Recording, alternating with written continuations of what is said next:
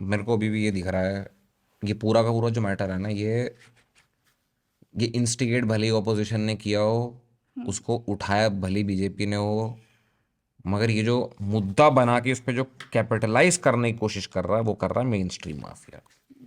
Clear cut. ठीक है।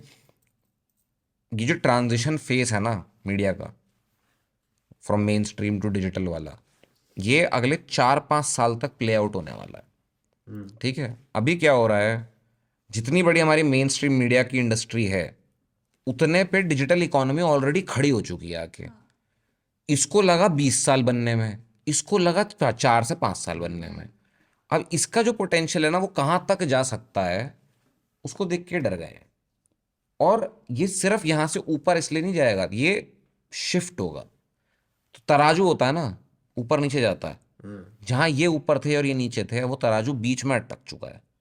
अब ये बैटल वॉर ऑन किया है इस समय मेन स्ट्रीम मीडिया ने डिजिटल इकोनॉमी पे, और ये पिछले 1 साल से चल रहा है। उनको भी पता है ना कि अब भाई उनको भी कुछ ऐसा करना पड़ेगा अपने एंड पे कि ताकि वो उसको compete कर पाए, भाई लेकिन अगर compete कोलैबोरेट भी ना करो कर ना, पाए, कोलैबोरेट अगर करो। compete भी ना कर पाए तो सामने वाले को डिस्ट्रॉय कर दो। नहीं, बेसिकली उनको एक इंडिविजुअल मिल गया है जो स्क्रैच से उठा है, तो और उनको लग रहा है कि इतना अच्छा कैसे परफॉर्म कर रहा है, हमने किसी का तो हाथ नहीं है इसके ऊपर, तो उसमें सिर्फ उसको एक इंसान हाँ नहीं भाई, है, तो ये उसमें पहला पूरी पहला इन्फ्लुएंसर इकोनॉमी नहीं इन्वॉल्व है, है। ये पहला एग्जैक्टली। पहला इन्फ्लुएंसर भी नहीं है जिसके साथ ऐसा हुआ है, पहले भी लोगों को टारगेट कर चुके पहले हैं। एलविश यादव टारगेट हुआ था। एल्विश यादव कहीं ना कहीं डिजर्व करता था।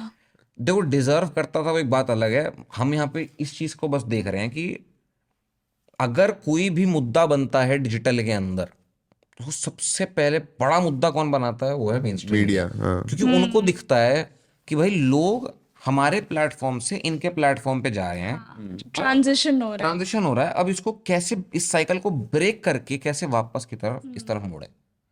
और वो अभी भी समझ नहीं पा रहे हैं कि वो जा इसलिए नहीं रहे हैं क्योंकि वहां पर उनको कुछ एक्स्ट्रा मिल रहा है, वो जा इसलिए रहे हैं क्योंकि वहां पे उनको चीजें डिफरेंटली मिल रही हैं, और ये अपने आप को चेंज नहीं करना चाहते। इसका यही एग्जांपल हो ना कि सोशल मीडिया पे अतुल सुभाष की बात हो रही है, लेकिन न्यूज चैनल वाले इतनी न्यूज रिपोर्टिंग कहाँ कर रहे हैं, नहीं कर कहाँ रहे, कर वो रहे सिर्फ अपनी कुछ नेक्स्ट टाइम चीज तक देख रहे हुआ, हैं कि वो उसके बाद नेक्स्ट फिर हाइप पे बंद कहाँ हो जा गया। सकते हैं। वो एक जो चीज मैटर चल रहा है उसको कितना टाइम हो गया भाई साहब, उसको 2 महीने से ऊपर हो चुके हैं कि भाई साहब अब तो कुछ उसको कोई रिजल्ट नहीं आया, पूछता भी नहीं है, अब कोई तो नहीं कोई पूछता, पूछता कोई भी नहीं रिजल्ट है, नहीं है, भाव भी लेकिन नहीं देता। भाई साहब को जो यूट्यूबर है, इन्फ्लुएंसर, इनके ऊपर जबरदस्ती का केस करके हाइप बना के बैठे हुए हैं और सारी की सारी टीआरपी खा रहे हैं इसी नाम पे कि अरे रणवीर अलाहाबादी ने अरे ऐसे पता बोल है दिया। ना, नाम ऐड कर देंगे तो फिर वो पूरा उनका जो व्यूअरशिप है वो उधर भी मिलेगा, टीआरपी उधर की भी आएगी।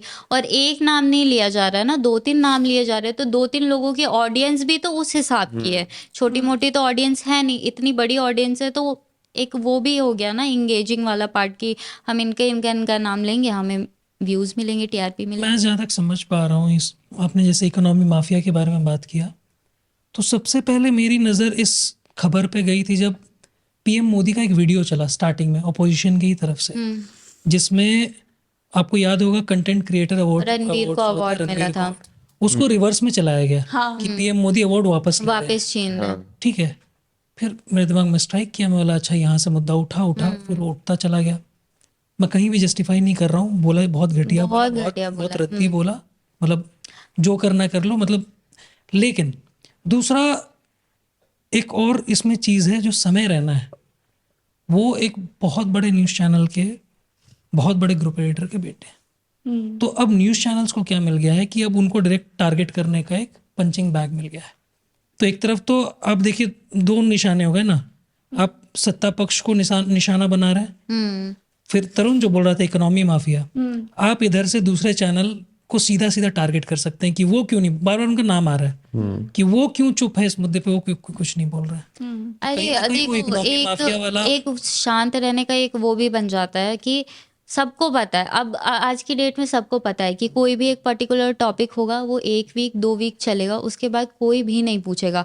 और रही बात समय रहना मतलब जवाब देने की, उसको क्या है, उसको तो ऑडियंस मिल ही रही है ना, इन सबको जितनी हाइप मिल रही है उससे उसको ऑडियंस मिल ही रही है, एंगेजमेंट मिल ही रही है, सब कुछ मिल ही रहा है, तो वो क्यों ही बोलेगा। वो हाँ भाई 2-3 वीक में ये खत्म हो जाएगा, मेरा शो वैसे ही चलता रहेगा, मुझे ऑडियंस मिल गई, मेरी व्यूज हो गए, वो क्यों ही आके कुछ बोलेगा।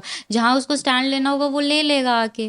तो अगर आपको ये क्लिप पसंद आई और आप कोई और क्लिप देखना चाहते हैं तो यहाँ क्लिक करें, और अगर आप पूरा शो देखना चाहते हैं तो यहाँ क्लिक करें।